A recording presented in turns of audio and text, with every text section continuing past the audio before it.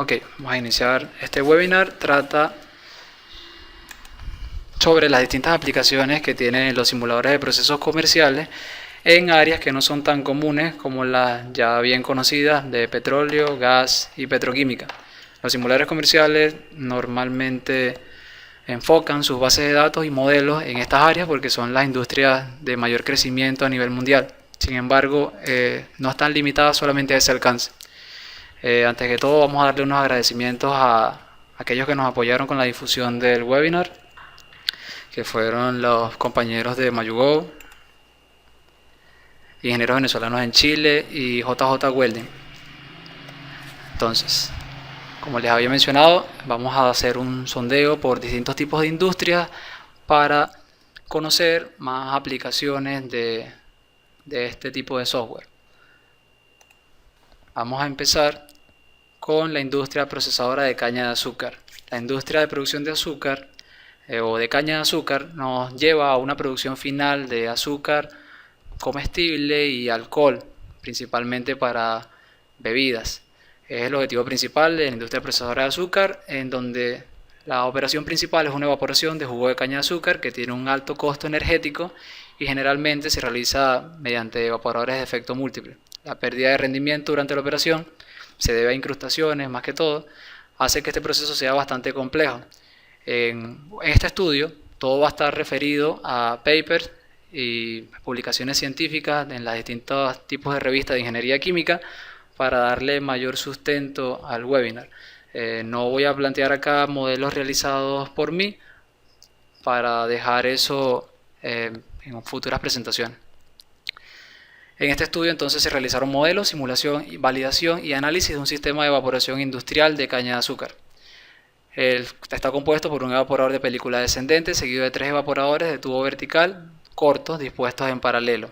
El modelo se desarrolló utilizando un simulador de procesos comerciales, en este caso HYSYS, y validado a partir de datos de la planta. Recuerden que todo modelo, después de su configuración, debe validarse. En este caso fue validado mediante datos de planta. Esta es una industria procesadora de caña de azúcar ubicada en Brasil, que tiene disposición final para producción de alcohol y azúcar. Tuvo el intercambiador de calor, el evaporador principalmente, tuvo marcadas pérdidas de rendimiento los primeros 14 días de operación, ya vamos a ver por qué, y principalmente incrustaciones con una disminución de 30% en la velocidad de evaporación. El esquema del proceso es como el que pueden ver en pantalla. Este es el evaporador de película descendente, el que está al lado izquierdo. Es el equipo más grande y es el que recibe el jugo de caña de azúcar, el jugo concentrado que viene principalmente de entrada a la planta. Luego pasa por 3 evaporadores más que son de tubos verticales, están en paralelo para terminar de llevarlo hasta la concentración deseada. El primer equipo es el que sufre la mayor parte de las incrustaciones debido a precisamente todo lo que arrastra ese jugo de caña de azúcar y que maneja la mayor cantidad de sólidos suspendidos y sólidos disueltos. Entonces allí es donde se trataba de enfocar este análisis en la pérdida de eficiencia de un evaporador, cómo hacerlo mediante un simulador de procesos que además no tiene directamente una base de datos referida a la industria alimentaria.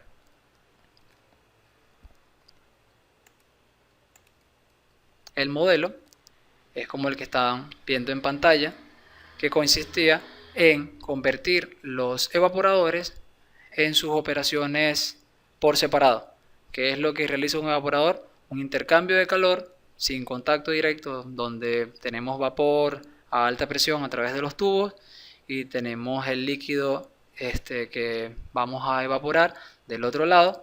Ocurre una separación, el cual modelaron mediante tambores tipo flash, donde vamos a separar esos vapores que van a ser utilizados posteriormente en el siguiente nivel de evaporación, y el líquido concentrado tiene que pasar a la siguiente etapa de proceso aguas abajo o a mezclarse con las salidas de los siguientes evaporadores. Entonces, mediante ese arreglo, intercambiador de calor, lado tubo, lado carcasa y un tambor separador, podemos modelar un evaporador. ¿Cómo trabajaron ellos las concentraciones de azúcar y los sólidos suspendidos mediante análisis de laboratorio. Crearon una base de datos que pudiera modelar las propiedades de estos componentes presentes, los sólidos disueltos, para poder evaluar las incrustaciones y el contenido de agua y azúcar presente en cada uno de los jugos concentrados, para poder evaluar la evaporación como tal.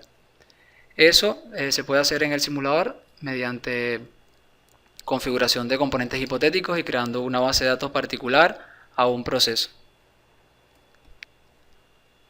En el lado derecho pueden observar cuando ya se hizo la evaluación, comparando lo experimental versus los resultados obtenidos con el simulador, cómo es el perfil de temperatura, de concentración y de flujo volumétrico con respecto al simulador y los datos de la planta. Pueden observar que, por ejemplo, en temperatura y concentración, que son variables intensivas, que se pueden observar con una desviación menor a 1%, mientras que en una variable extensiva, como es el flujo volumétrico o flujo másico, sí hubo una mayor discrepancia, pero no superó el 5%. Entonces se puede considerar un modelo completamente válido. Acá pueden observar la evaluación que se hizo como tal. Lo que se quería era observar por qué se estaba perdiendo tanta eficiencia en el primer evaporador, donde había las incrustaciones, qué estaba llevando a eso y en qué me afectaba eso al proceso como tal. Si se dan cuenta, en la primera gráfica vemos los perfiles de flujo del concentrado número 1, concentrado número 2, y el clarificado es el licor madre que entra al primer evaporador. Esos perfiles se mantuvieron, sin embargo hubo un descenso, hay un mínimo a partir del día 5, la operación empieza a decaer desde el día 5 hasta el día 13, que es donde se ve afectado más el evaporador por incrustaciones. Luego de ese día, la incrustación llega al máximo, cubre completamente todos los tubos y la operación se vuelve a normalizar, como por así decirlo, en otro tipo de estado estacionario, donde ya el evaporador principal tiene una eficiencia mucho menor que al principio de operación. Para cubrir esa pérdida de eficiencia, parte del vapor que debería haberse inyectado o recuperado del primer intercambiador hacia los siguientes, tuvo que inyectarse vapor adicional. Es decir, el consumo energético de la planta incrementó enormemente a partir de esos días para poder cubrir las pérdidas de eficiencia del primer evaporador. Entonces, pueden notar cómo hay puntos de inflexión a partir de esos días, donde si un evaporador cada vez genera menos vapor, el siguiente evaporador necesita que le alimenten más vapor fresco que viene de la caldera. Y así sucesivamente con cada una de las etapas subsiguientes. Había 3 en paralelo que iban a requerir una demanda similar que debía ser cubierta por el primer evaporador, que es el más grande. Acá en estas figuras podemos observar lo que es el índice de incrustación. Pueden observar que en los de película descendente se mantiene, acá, película descendente del lado derecho, se mantiene en un incremento constante hasta que llega a una zona asintótica. Esto es porque ya después del día 13 hacia el día 15 prácticamente no subía más esa incrustación, ya estaba completamente saturado hasta que se detuviera la operación. Mientras que si vemos ahora el lado contrario, en la figura del lado izquierdo, el GFF es la eficiencia de esos evaporadores. Esa eficiencia energética de los evaporadores fue en descenso para el evaporador principal debido a la incrustación, a las pérdidas energéticas que estaba sufriendo, y tuvo que ser cubierta por los evaporadores tipo Robert, los de tubos en paralelo, mediante inyección de más vapor. Es decir, se podía continuar la operación durante los 25 días. Esta operación se trabaja por baches de 23 a 25 días. Para poderlo llevar hasta 25 días tuvieron que inyectar muchísimo más vapor a esos evaporadores subsiguientes para poder mantener el proceso, pero a expensas de un consumo energético mucho mayor.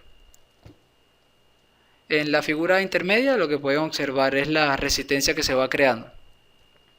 Fíjense que la resistencia que tienen los intercambiadores del rover 1, 2 y 3 es prácticamente similar y se mantiene en promedio en una línea constante a lo largo de toda la operación, mientras que la del película descendente sí incrementa enormemente.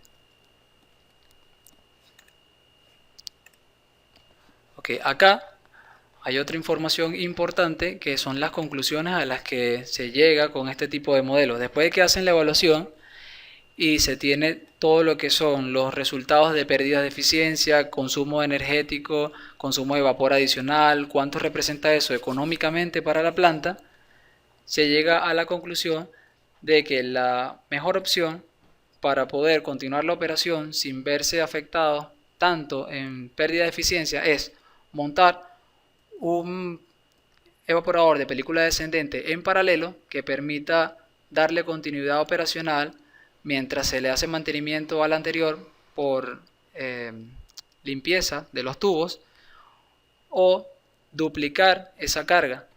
Porque ¿qué es lo que está sucediendo allí? Los sólidos suspendidos nunca van a poder mermarse completamente en este proceso. O sea, por más eficiente que sean los separadores previos al de película descendente, siempre va a haber sólidos porque estamos trabajando con caña de azúcar. Ya se sabe que va a ser un licor con bastante sólidos suspendidos. Además, la tendencia a cristalizar de altos contenidos de azúcar es bastante alta, entonces eso ya va a formar una película en esos tubos. La mejor opción acá era trabajar en paralelo o incrementar la capacidad para que el tiempo de operación ya no fuese 13 días nada más, sino que llegara a los 25 días sin una pérdida de eficiencia notable. La idea es que siempre tengamos los 25 días operacionales. Acá en el día 13 ya se tenía que empezar a inyectar cantidades de vapor enormes e incluso empezar a inyectar desde el día 5, que es donde se empieza a notar la pérdida de eficiencia.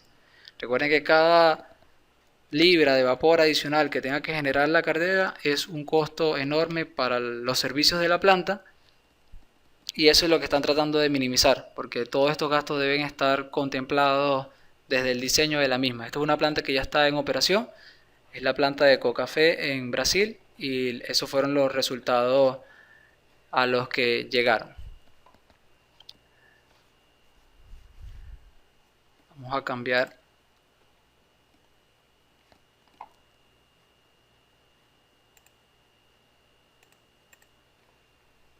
a la industria cervecera.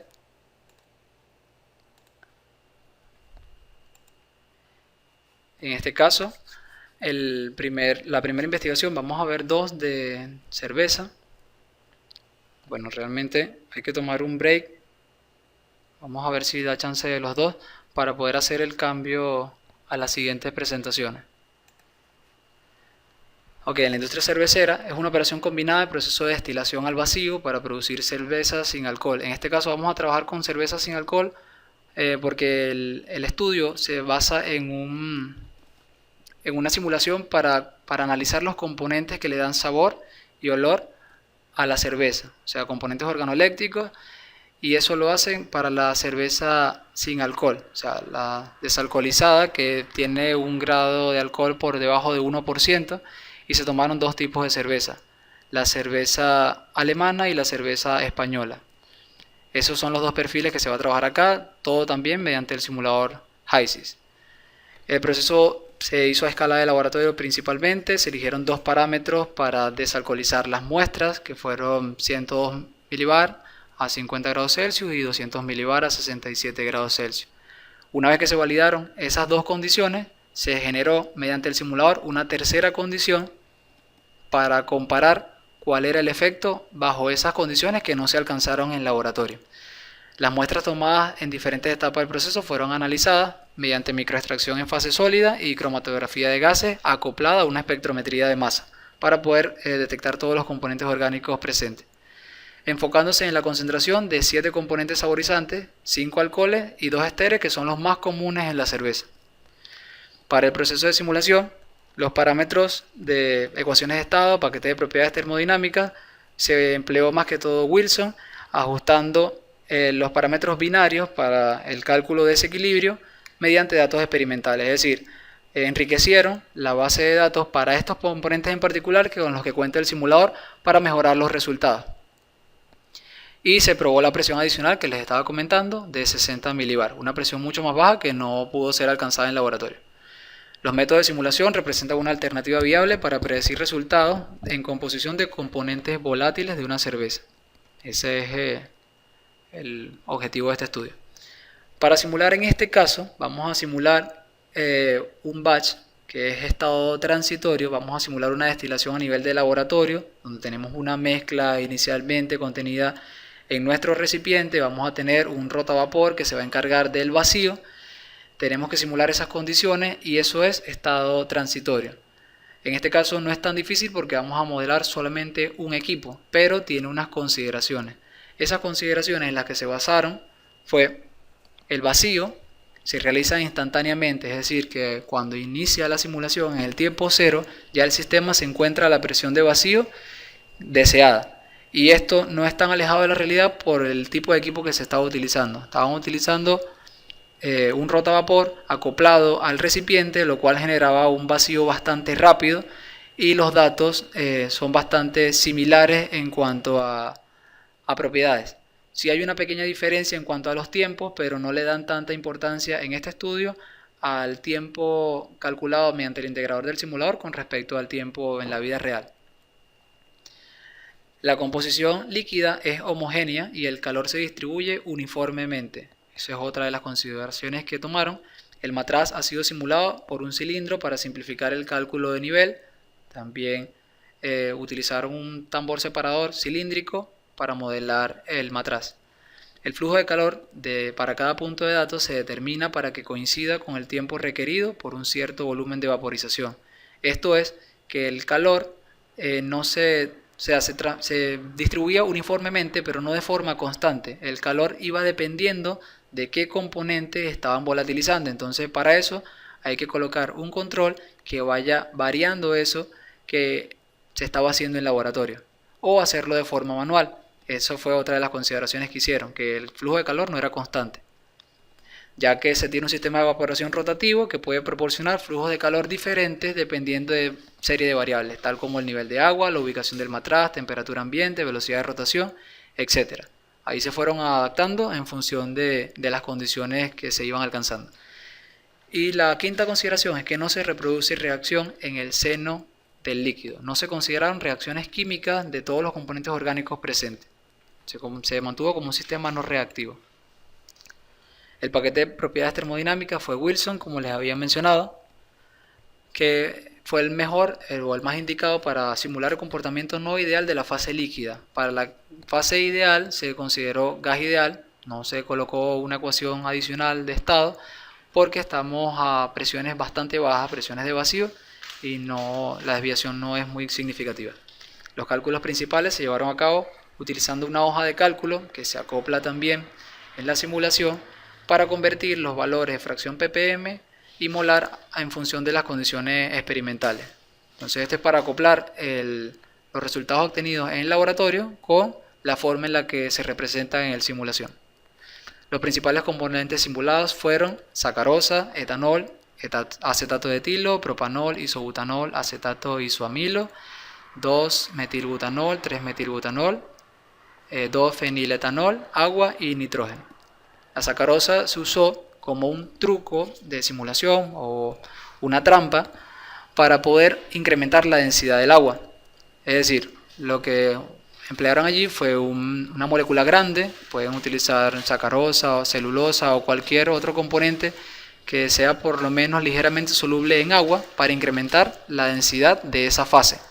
Es simplemente para acercarse más al valor que tenían realmente, ya que un componente de la base de datos no se le puede modificar las propiedades, es decir, la densidad del agua ya queda fija si está definida como agua, a menos que ustedes creen un agua nueva. Entonces el valor real de esa densidad era de 1010, por lo tanto emplearon un cierto porcentaje de sacarosa. Para este propósito la concentración necesaria fue 3% en peso, con eso fue suficiente para modelar todos los casos. El nitrógeno se utilizó para modelar la atmósfera del rotavapor.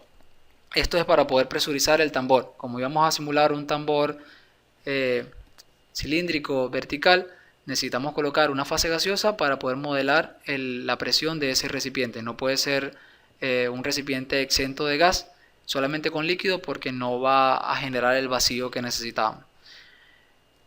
Los valores iniciales de composición de líquido se insertaron en el hole-up del recipiente de destilación, que eso es parte de la configuración de estado transitorio, y la presión total de la corriente de salida se fijó como absoluta experimental.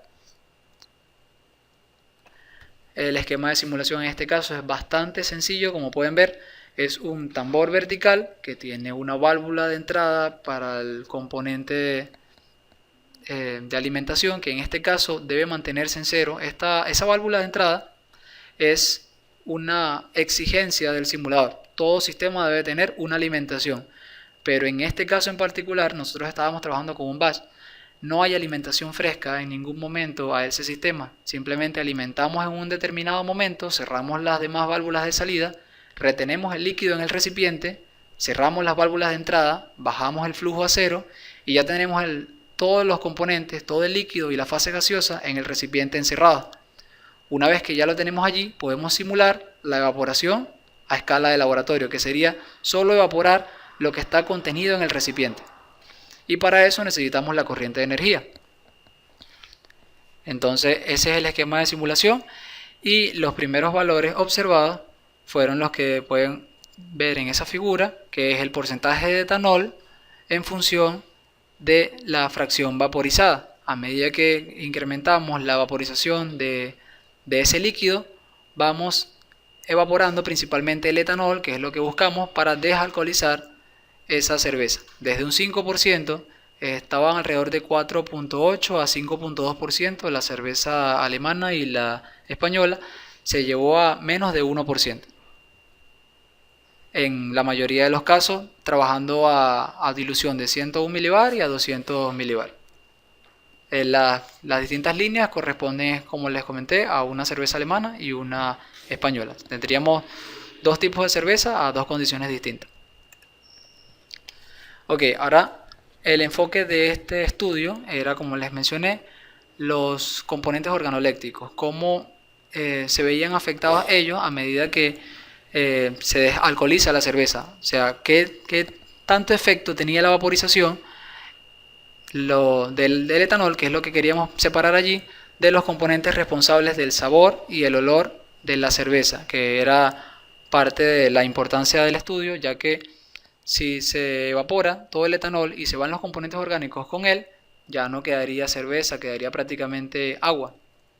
Entonces la idea es que todos los demás componentes permanezcan y lograr separar únicamente el etanol en gran medida. Entonces ven el perfil de etilacetato, isobutanol, isopentilacetato, propanol. A las distintas condiciones todos fueron simulados mediante HiSi y comparados con las curvas o los valores experimentales que se tenían en cromatografía de gas. Si se fijan, las curvas están bastante cercanas a los valores experimentales.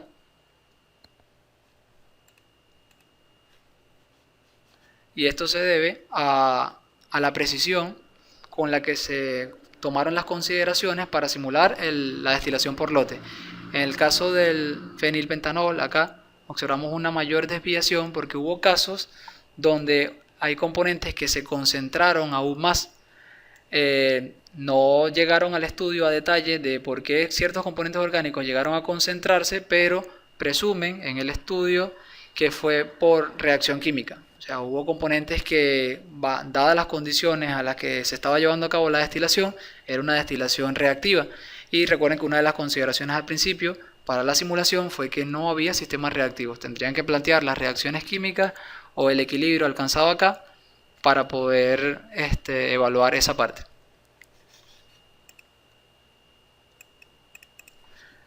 Las conclusiones de este estudio fueron principalmente que un simulador de procesos se puede utilizar para modelar componentes organoléctricos sin problema, y se puede emplear para disminuir la cantidad de ensayos de laboratorio, porque en este caso, si recuerdan, se utilizaron tanto la microextracción sólida como la cromatografía extendida más una espectrometría de masa para poder determinar mediante picos todos los componentes presentes y luego hacer este estudio. Entonces, si ya se cuenta con herramientas como el simulador de procesos, donde podemos evaluar este tipo de componentes y el efecto que tiene la evaporación y la destilación en los componentes de principal interés, entonces se ahorra bastante tiempo, dinero y recursos para este tipo de estudios.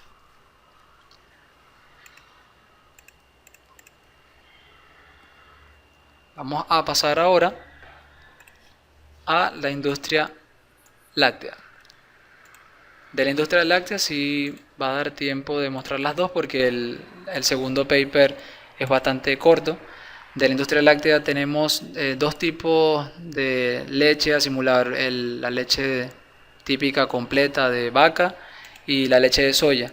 La forma en la que se modela es similar porque hay que crear componentes hipotéticos, componentes con los que no cuenta el simulador para poder modelar ese líquido que es una emulsión realmente. Entonces, en el primer caso, tenemos que los simuladores de proceso no contienen todos los componentes necesarios para la simulación de procesamiento de leche. El objetivo de este trabajo fue crear componentes hipotéticos creíbles para simular este procesamiento utilizando simuladores de procesos comerciales para crear componentes de la leche en la librería del simulador y ya poder emplearlos en la industria de ese tipo de modelado. Se construyó una base de datos de componentes hipotéticos con valores y funciones para estimar propiedades físicas necesarias. Como resultado de la simulación de proceso, ahora puede extenderse a la industria láctea. Es decir, que ya se cuenta con una base de datos a partir de estudios que se puede incluir en el simulador para poder modelar este tipo de casos. En la primera tabla podemos observar cómo ellos definieron la leche de esta industria. Tenemos dos tipos de leche, la completa y la concentrada. El porcentaje de agua, estos van a ser los componentes que se deben simular. Agua, un 87% o un 50% respectivamente. Grasas, 4% para la completa, 16% para la concentrada. Proteínas, 3.4%, todo está en masa. Y 13% para la concentrada. Lactosa y minerales. Estos minerales son parte de los minerales disueltos que van a estar allí, y los sólidos como tal manejan un 13%, un 50% es la sumatoria de todo lo demás presente. O sea, todo lo que no es agua ellos lo colocaron como un sólidos disueltos, que serían grasas, proteínas, lactosa y minerales. Entonces, ¿cómo simulamos ese tipo de componentes? Entonces, para eso se tiene que tomar consideraciones para poder modelar ese tipo de propiedades y separar los componentes que vamos a añadir por grupos. El primer grupo y la primera consideración fue con la grasa. La grasa de la leche generalmente se considera como una mezcla de ésteres de triglicéridos que se componen de varios ácidos grasos y glicerol. Cada glicerol puede unir 3 ácidos grasos y no son necesariamente del mismo tipo, entonces la cantidad de posibilidades es realmente enorme de los que están presentes en la leche. Como resultado de esto, las grasas generalmente se caracterizan mediante ácidos grasos en lugar de tomarlo como triglicéridos que son más complejos. El componente principal de ácido graso de la leche es el ácido palmítico, que está entre un 25 y un 29% en peso, y el oleico, que está entre 30 y 40%, que se puede encontrar en la lista de componentes del simulador. Esos son ácidos grasos bastante conocidos, el simulador cuenta con propiedades para estos componentes, entonces podríamos simular la leche como una mezcla de estos, excluyendo los demás porque estos son los mayoritarios. Los otros van a afectar en sus propiedades y podemos crear un componente hipotético que modele la mezcla de todos los triglicéridos, pero para eso tendríamos que hacerle un estudio solo a la grasa de la leche, un estudio aparte. Entonces, por simplificación, los ácidos grasos se tomaron como 50 y 50 del palmítico y el oleico, y con eso se iba a simular la grasa. Todos los demás componentes grasos fueron ignorados. Para las proteínas, las caseínas son las principales que se encuentran en la leche, de mamíferos en este caso. Representan un 80% de las proteínas totales. Y las whey protein o las proteínas de suero constituyen el 20% restante. Estas son proteínas un poco más complejas. Entonces, como se tiene poca disponibilidad en la literatura de este tipo de propiedades para ese tipo de proteínas, Y considerando que es minoritario, entonces la proteína de la leche se simplificó solo como caseína. La caseína no está en el simulador, por lo tanto se utilizó propiedades determinadas en estudios científicos o en la literatura para solo la caseína, entre las cuales están el peso molecular de 23.000 kilogramos por kilogramo mol, la densidad de 1.250 kilogramos por metros cúbicos y también temperatura de ebullición para el cálculo y estimación del resto de las propiedades. Como es un componente orgánico, el simulador puede estimar el resto de sus propiedades solo con eso. Para los minerales, la fracción mineral de la leche tiene aproximadamente 0.8% de todos los minerales presentes. Esto está distribuido entre cationes como calcio, magnesio, sodio, potasio y aniones, que son fosfatos inorgánicos normalmente, citratos y cloruros. En este caso se simplificó también por disponibilidad las sales solo a cloruro de sodio y cloruro de potasio en un 50 y 50 para representar todos los minerales de la leche. Aquí ambos componentes están en la base de datos del simulador. La viscosidad de la leche, en este caso, si manteníamos todo como fase acuosa, la viscosidad iba a ser muy baja. Entonces, para poder simular la viscosidad real de esta leche, se tuvo que crear un pseudocomponente. El componente principal que se tomó fue una proteína. Como les había mencionado anteriormente, también pueden utilizar celulosa o cualquier otro tipo de componente de alta densidad molecular para que incremente la densidad de la viscosidad de la mezcla. O sea, estos son trucos de modelado para poder acercar más las propiedades de la mezcla a las propiedades reales que se tienen en laboratorio. La lactosa, finalmente, que no está en la lista de componentes del simulador, también tenía que modelarse aparte. Entonces se creó un componente hipotético para los cuales se utilizó un peso molecular, punto de ebullición normal, densidad a partir del estudio de Harrington y otras propiedades estimadas también a través del simulador más el paquete termodinámico seleccionado. Una vez que se tiene esa base de datos con la lista de componentes, nos queda la mezcla de la leche de la siguiente forma. La leche quedó representada por unos pseudocomponentes más una lista de componentes disponible en la literatura o base de datos del simulador, que serían agua, grasas que se separaron en ácido palmítico y ácido oleico, minerales que se separaron en cloruro de sodio y cloruro de potasio, y los pseudocomponentes que fueron las proteínas, que fue caseína principalmente, y la lactosa. Entonces, con todos estos componentes ya tenemos el modelado completo de la mezcla de leche. Se sacó mediante la desviación cuáles eran las diferencias entre las propiedades evaluadas en el simulador más las propiedades que se tienen en la literatura para la leche completa y para la leche concentrada. Y como pueden notar, las diferencias son de 1, 2 y 5% o menor a eso, excepto para la viscosidad, donde se tiene una diferencia de 17 y 19%. Esto porque, como les comenté, la leche es una emulsión, es un sistema disperso que tiene grasas, tiene componentes anfífilos como lo son las proteínas y tiene la fase acuosa. Entonces esto complica un poco el modelado de la reología real de este tipo de sistemas. Prácticamente el simulador lo toma como si fuese agua, lo que tiende a disminuir mucho su viscosidad. Para eso se creó el pseudocomponente que iba a encargarse de espesar, por así decirlo, esa mezcla, pero no fue suficiente. Tendríamos que tener un componente un poco más preciso que nos permita llegar a la viscosidad real de esta mezcla. Pero en el resto de las propiedades que son de mayor interés en la industria, como la densidad, capacidad calorífica, conductividad para los procesos de intercambio de calor y los procesos de transferencia de masa en general, no tanto la hidráulica del sistema, se obtuvo un índice de correlación bastante alto. Pueden ver que con los que se comparó se crearon unos polinomios que tienen un factor de corrección de 0,99, 0,98. Ya con este modelo, podemos observarlo acá gráficamente, con este modelo ya se tiene una simulación bastante certera de lo que es la leche proveniente de vaca, comparado solamente con simulador. En el caso de la viscosidad, si se tuvo mayor desviación, solamente en uno de los casos, en el rango de temperatura y, y viscosidad más alta, que es para la leche concentrada.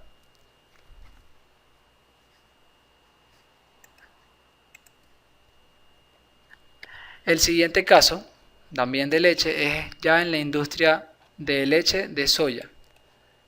En el caso de la leche de soya no tenemos los mismos tipos de componentes que en la leche de vaca, sino que acá en esta simulación se planteó hacerlo mediante la lista elemental de los componentes y crear una simulación tal que la mezcla de la simulación me determinara cuáles son los componentes presentes en esa leche de soya como tal. O sea, el estudio acá era hacer un balance de masa que me determinara al final del proceso de la leche de soya cuál era el componente adicional que yo estaba buscando o que está en la mezcla y no había podido ser determinado sin hacer una prueba de laboratorio.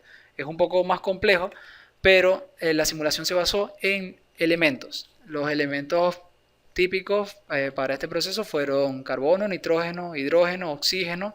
Sabemos que todos los componentes que están presentes allí son mayoritariamente orgánicos. Incluyeron también el azufre, el sodio, el potasio, magnesio, calcio, hierro, fósforo y cobre, porque determinaron que había presencia de bastantes componentes minerales en el caso de la leche de soya. Entonces, la idea era que determinar cuál era ese componente presente mediante la absorción del suelo, qué componente era el que estaba siendo arrastrado por la leche de soya. El diagrama de proceso es bastante sencillo, tiene una zona de precalentamiento, luego tiene una separación de enzimas inactivadas, luego pasa a una filtración, otro posterior calentamiento, luego la pasteurización, enfriamiento y se tiene procesos. Son procesos, por eso les comenté que la importancia de las propiedades estaban en la capacidad calorífica y en la conductividad térmica, porque en este tipo de industria solamente se tiene consumo energético mediante calentamiento o enfriamiento y procesos o separación más sencillas, del tipo filtración, del tipo evaporación, no son tan complejas como en la industria petrolera. Entonces, fíjense acá la lista de componentes final que arrojó el simulador para la leche de soya. Tenemos presente en esa leche ácido aspartico, glutamínico, serina, histidina, teonina. Básicamente, la mayoría de las proteínas estaban presentes allí en porcentajes bastante bajos, pero pudieron haber sido determinadas. También están los componentes típicos, carbono, nitrógeno, oxígeno, sodio.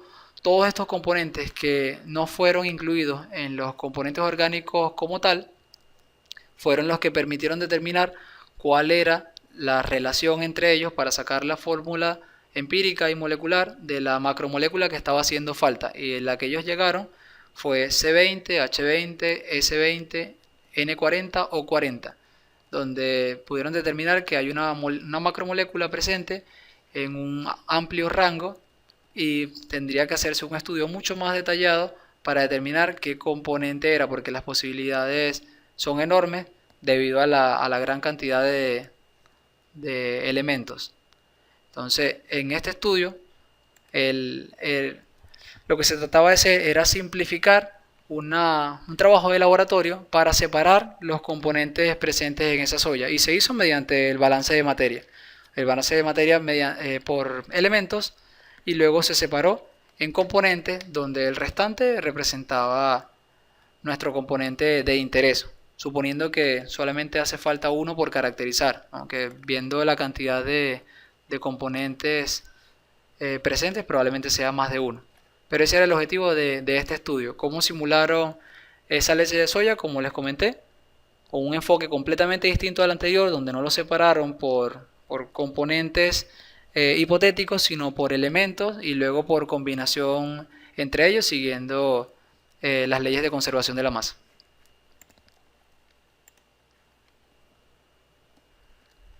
Deberíamos tomar el break porque no sé si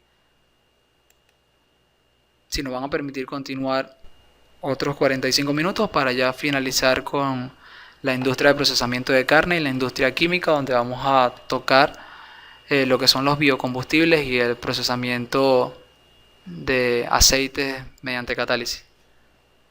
Vamos a tomar un break y vuelvo a crear la reunión. Va a ser de 5 minutos. Retomamos a las 9.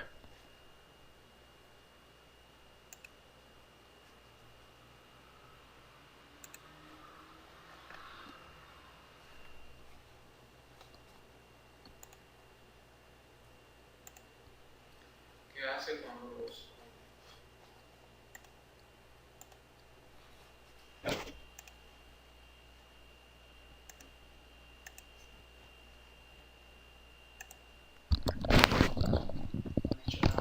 O sea, no me he sacado, pero ya pasó el tiempo.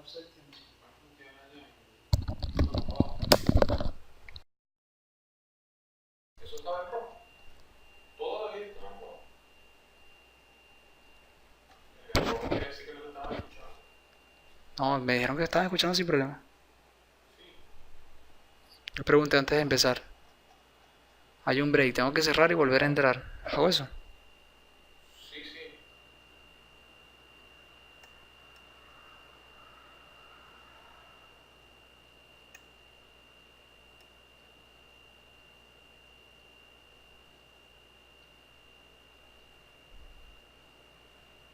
¿Cuántas personas hay asistentes? 17. ¿Y están las 17 horas? ¿Ah? ¿Están aún las 17? Sí, pero acabo de cerrar la reunión. Me dice que planifique la siguiente reunión para 40 minutos más. ¿Puedo volver a abrir la misma reunión o ya no? Esa es otra buena pregunta.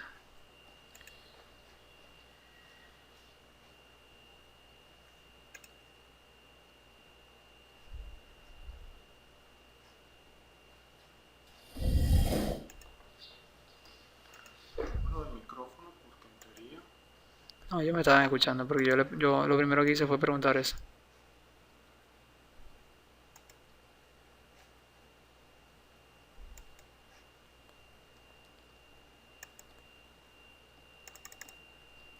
Está colgado.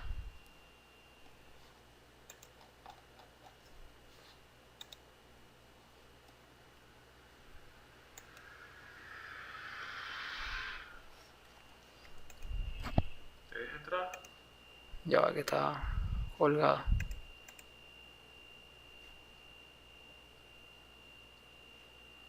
Porque Camtasia estaba grabando también. Sí, está pesado ya.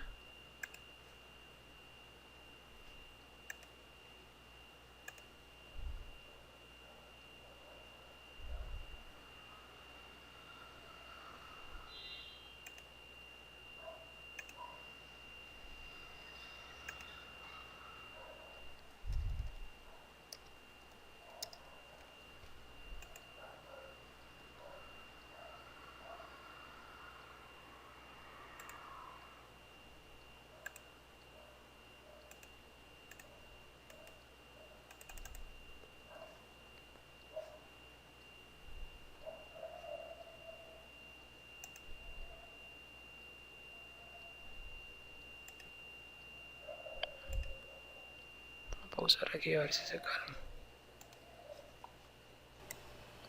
Ok, en este caso la industria de procesamiento de carne, lo que vamos a trabajar, como les dije, son los servicios presentes en ella, no el manejo como tal de la carne. En este caso se emplearon métodos de integración de procesos para investigar el potencial de disminuir el consumo de energía en la planta. En este estudio se empleó una industria de matanza y procesamiento de carne, en el cual hay dos tipos de requerimiento de servicio. Uno por encima de la temperatura ambiente, que es el calentamiento de agua, que es lo que principalmente se utiliza, a distintas temperaturas deseadas, y tiene una gran demanda de calor en esa planta. Y por debajo de la temperatura ambiente, entonces se tiene sistemas de refrigeración que requieren prácticamente todo el trabajo que consume esa planta.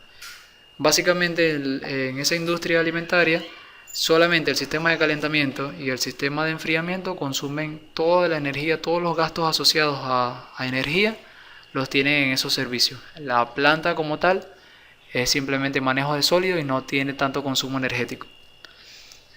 La interacción entre, por un lado, demandas de energía por encima de la temperatura ambiente y por otro lado, por debajo de la temperatura ambiente, pueden acoplarse y pueden llevarse a cabo mediante compresores de congelación o bombas de calor.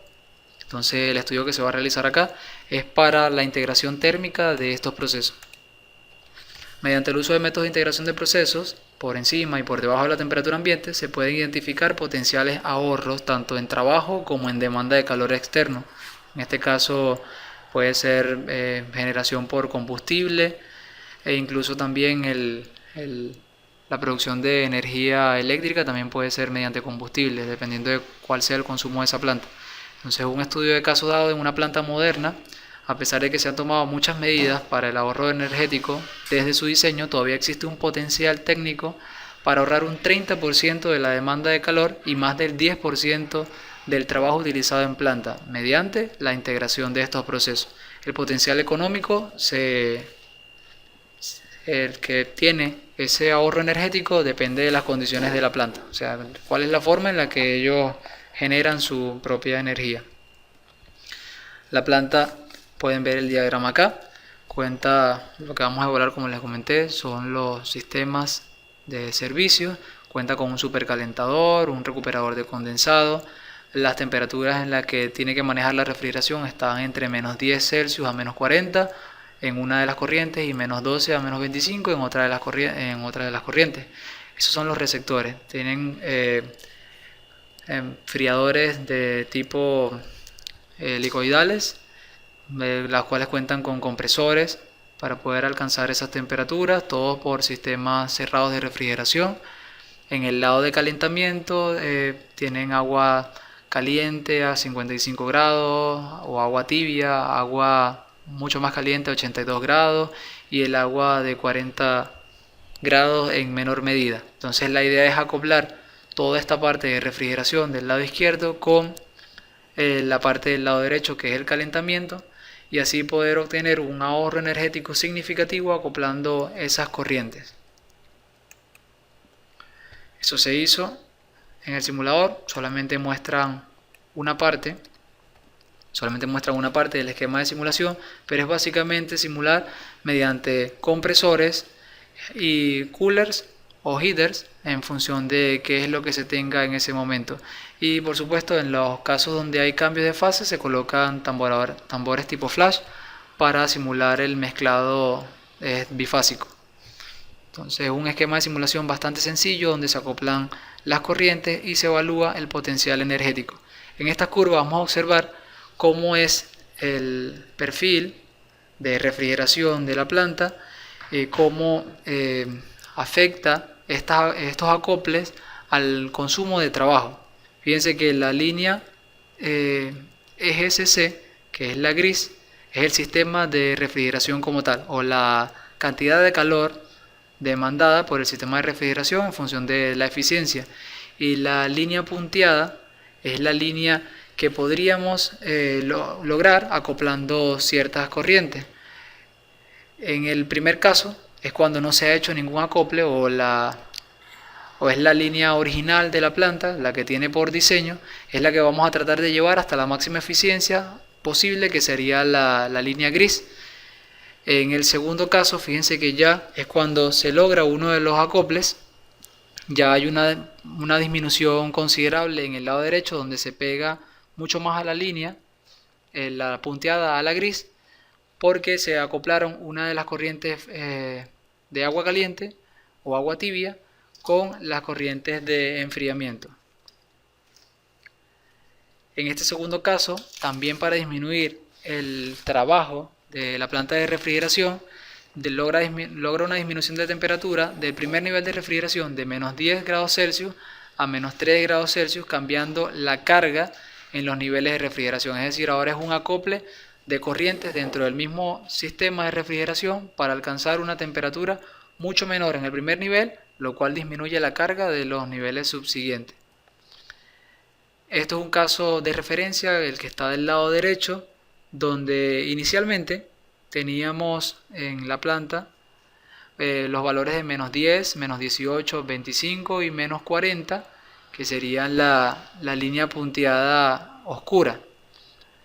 Y las planteadas por este sistema o por esta simulación, haciendo los acoples, fueron finalmente -3, -12, -25 y -40. Como se dan cuenta, en los primeros dos niveles de refrigeración se logra una disminución considerable de la temperatura, lo que disminuye en la carga necesaria en los niveles subsiguientes para alcanzar las otras temperaturas. Entonces eso hace un ahorro del trabajo necesario por los compresores, el trabajo de eje, para poder operar ese sistema de refrigeración mecánica. En el caso del calor, tienen bombas de calor, se planteó una estrategia similar, acoplando las corrientes para tratar de no consumir tanto calor adicional. En este caso, el potencial fue menor, pero aún así fue considerable. Pueden ver acá en la zona gris cómo la curva se acerca un poco más a lo que es el calentamiento a máxima eficiencia. En este caso, la parte económica, como lo había mencionado al principio, depende mucho del tipo de planta que se tenga. En este caso, las bombas tenían para sistema de calentamiento bombas de calor, y el acople no es tan sencillo como si tuviesen sistemas de calentamiento por aceite o ese tipo de procesos donde podemos aprovechar más la corriente de materia y el calor que ella lleva. En este caso estaban trabajando con bombas de calor y refrigeración mecánica mediante compresores.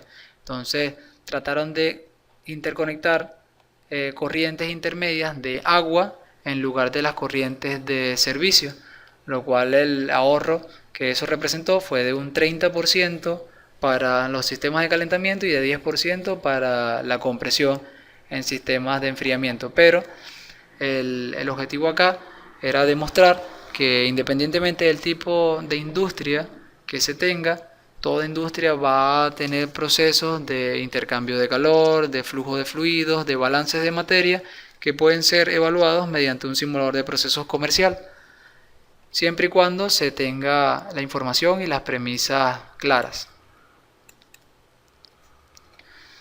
Finalmente, vamos a hablar de la industria química y la producción de biocombustibles, ya para tocar la parte reactiva. En este caso, se simularon 3 procesos continuos de producción de biodiesel para una capacidad de producción de 40.000 toneladas año en el simulador HYSYS. Uno de los procesos incluidos es el proceso convencional, que es un proceso de ácidos grasos catalizado con álcali y utiliza aceite vegetal fresco como materia prima. Se simuló uno adicional utilizando aceite vegetal residual, o sea, aceite ya gastado, para tratar de ahorrar un poco en la materia prima, y un proceso que es con el que se iba a comparar, que utiliza metanol supercrítico para poder generar la transformación de este aceite en biocombustible, y la materia prima iba a ser aceite vegetal residual. La idea acá era hacer una evaluación de diseño que nos permitiera determinar cuál era más económicamente factible y técnicamente también de estos 3 procesos para montar una planta de biocombustible. Entonces, para eso se utilizó las herramientas de HYSYS, incluida el HYSYS Economics, para la evaluación económica de los gastos asociados a la instalación de la planta, operación, producción y mantenimiento. El punto acá, para mejorar la precisión de la simulación, se reevaluaron las propiedades de la trioleína, un compuesto modelo del aceite vegetal. La trioleína fue uno de los compuestos principales para modelar el aceite vegetal. En este caso se creó una trioleína hipotética porque la base de datos del simulador tiene una trioleína con unas propiedades mucho menores a las observadas en el aceite vegetal. Recuerden que el aceite vegetal es una mezcla de ácidos grasos y no pueden ser modelados solo por un componente. Sin embargo, como este es el mayoritario y se pueden modificar las propiedades en el simulador, lo tomaron como uno solo, modificando ese en particular. El punto de ebullición normal de la trioleína, que fue el que utilizaron para mejorar el análisis, se determinó experimentalmente mediante un análisis termogravimétrico y a partir de allí se adicionó a la simulación. Eso representó una mejora significativa en los valores de capacidad calorífica, densidad másica y viscosidad.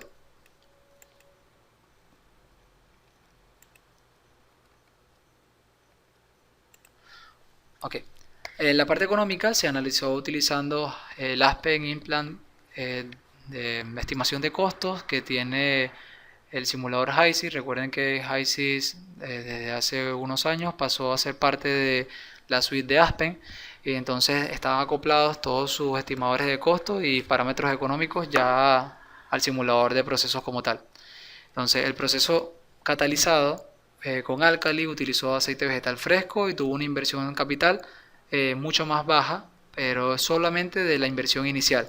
El proceso que utiliza supermetanol fue económicamente más factible, eso lo vamos a ver por qué más adelante, proporcionando un menor costo de fabricación, mayor valor presente neto y una mayor tasa interna de retorno. Estas son ya las conclusiones del resumen.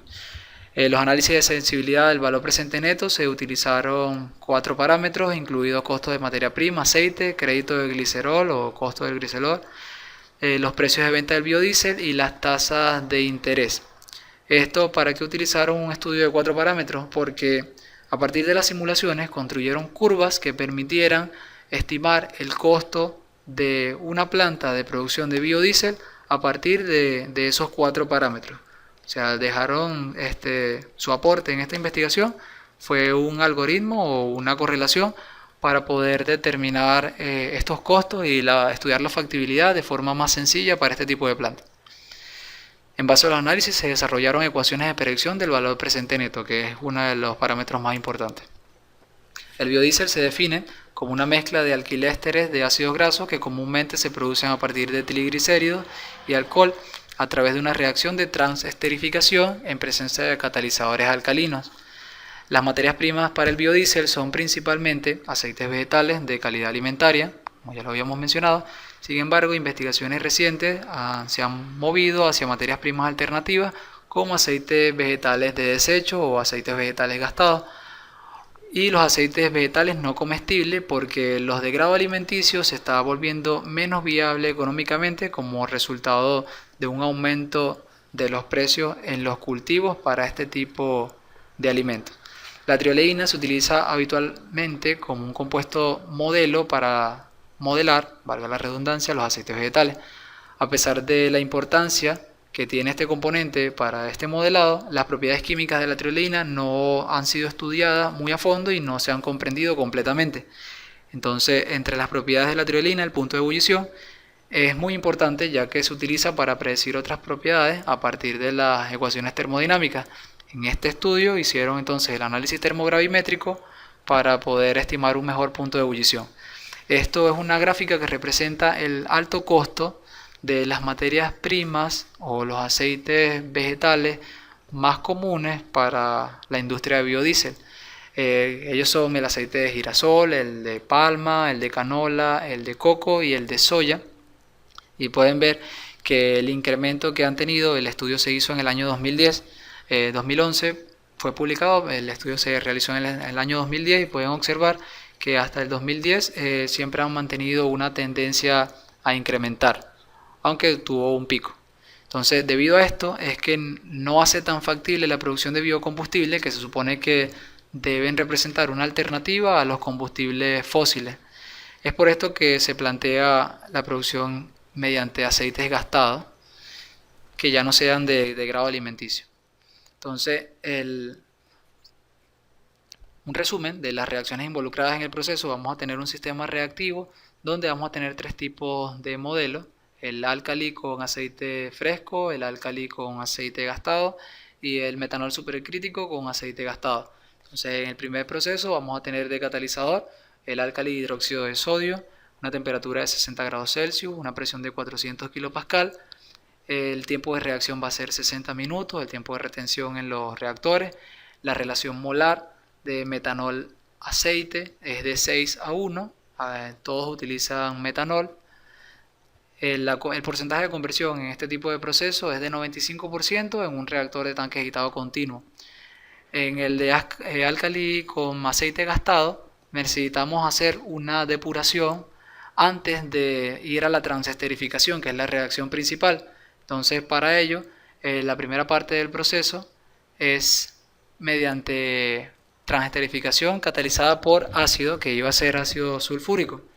El ácido sulfúrico, el primer proceso, a hidróxido de sodio en el segundo proceso.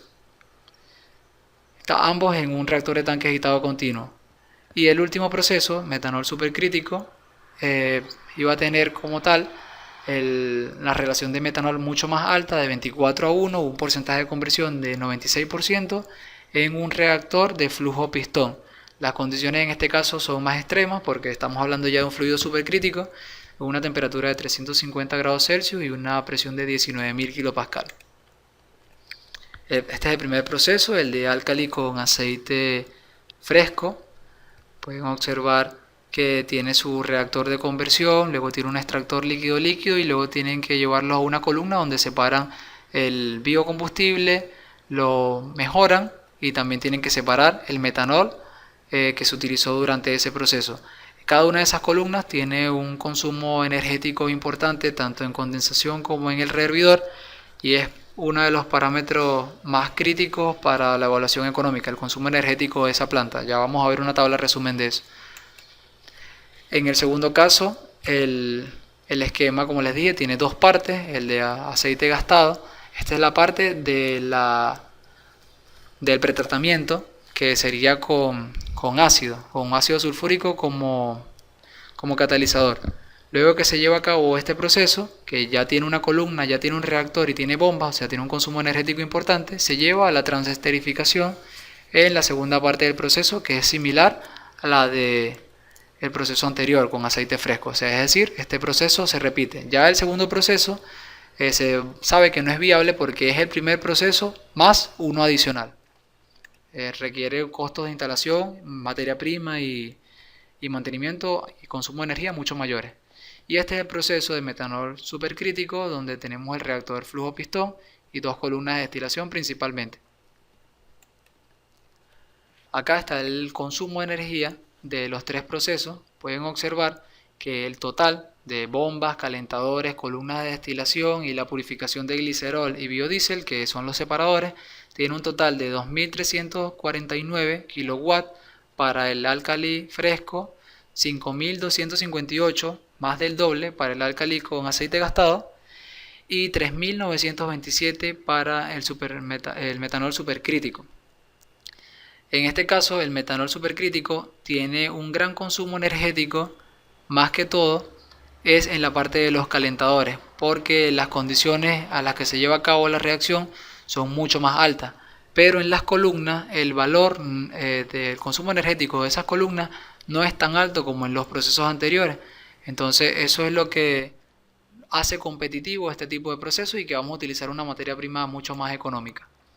Entonces acá hace un estudio de los precios de la materia prima, aceite de canola, metanol, glicerol grado farmacéutico y el costo de los servicios, bien sea agua de enfriamiento, sistemas de vapor a alta presión, aceite de calentamiento, vapor a media y baja presión, y realizan para eso el estudio económico, sacando así la tasa interna de retorno. Fíjense que en el caso de un álcali fresco no se tiene tasa interna de retorno, el proceso es exageradamente costoso debido al alto costo de la materia prima y la instalación también es bastante costosa, entonces el proceso no es viable.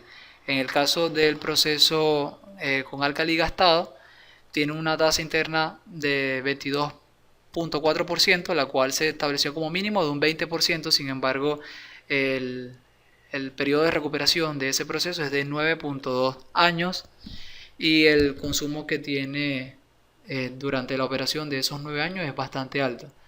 Mientras que en el caso del metanol supercrítico la tasa interna de retorno es de casi 50% y el periodo es de 4.2 años. Este es el más viable. Estas plantas se calcularon con un tiempo de vida útil de 15 a 20 años, lo que hace el proceso de metanol bastante factible técnica y económicamente. Ahora sí, vamos a quitar el mute. Si tienen alguna duda, la puedan conversar o pueden utilizar el chat como lo prefieran.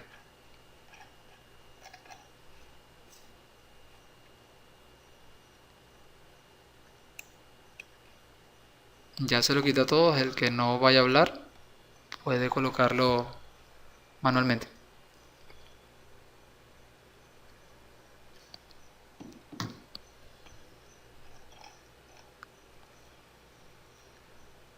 ¿Alguna pregunta?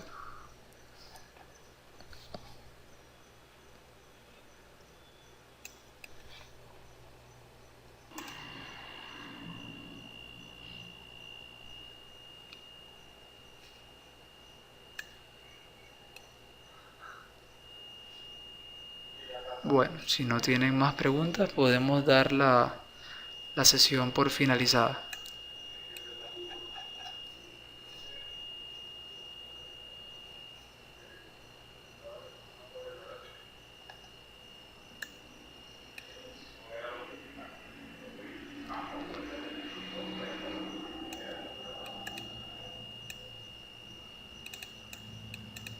De nada, a la orden. Eh, Voy a estar tratando de publicar la información al respecto en los próximos días. Sí, las aplicaciones son infinitas y hay muchas bastante interesantes. Todo depende del área donde se estén desarrollando.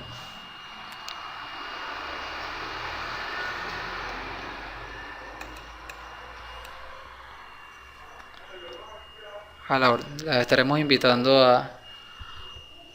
a futuros seminarios de este tipo o pueden pasar por los cursos que tenemos referentes a áreas en particular.